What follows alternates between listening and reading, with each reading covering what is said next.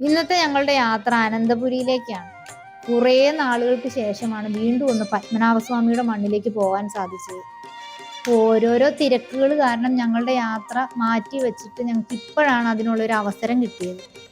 പക്ഷെ ഞങ്ങൾ ഇന്ന് വന്ന ദിവസം അവിടെ പൈങ്കുനി മഹോത്സവത്തിന്റെ അവസാന ദിവസമായിരുന്നു. അന്ന് അവിടെ ആറാട്ടൊക്കെ നടക്കുന്നത് കൊണ്ട് പതിവിലും അവിടെ തിരക്കായിരുന്നു. എന്നാലും നമുക്ക് അവിടെ എന്നും കാണാത്ത പല കാഴ്ചകളും അവിടെ കാണാൻ സാധിച്ചു. എന്ത് രസമായിരുന്നു! അതിന്റെ വാതിക്കലൊക്കെ ഒരുപാട് രൂപങ്ങളൊക്കെ ഇങ്ങനെ ഉണ്ടാക്കി വെച്ചിട്ട് നമുക്ക് നല്ലൊരു കാഴ്ചയായിരുന്നു.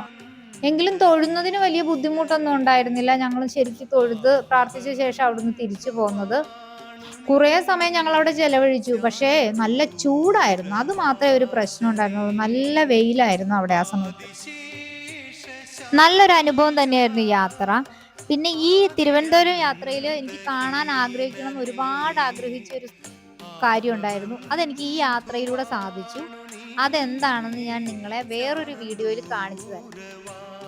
അപ്പൊ എല്ലാവരും എൻ്റെ ഈ വീഡിയോ കണ്ട് എന്നെ സപ്പോർട്ട് ചെയ്യണം. എല്ലാവരും ഞങ്ങളുടെ വീഡിയോ കാണണേ, എല്ലാവരും സപ്പോർട്ട് ചെയ്യണേ.